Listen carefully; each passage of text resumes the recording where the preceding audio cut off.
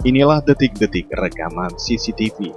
Dua orang maling masuk ke salah satu warung kelontong Pak Keci Martuwati, Kecamatan Kutaraja, Kota Banda Aceh. Kejadian tersebut terjadi sekitar pukul 04.45 menit dini hari 1 Juli 2020. Dalam video tersebut, mereka tidak menyadari di warung tersebut ada CCTV. Mereka dengan bebas mengambil dan menguras isi dalam rak toko tersebut, kemudian memasukkan barang curian ke kantong plastik sambil menggunakan penerangan dari lampu handphone. Bagi Anda, masyarakat yang memiliki toko atau warung kelontong, berhati-hatilah. Jangan sampai kejadian seperti ini, dan tetap waspadalah.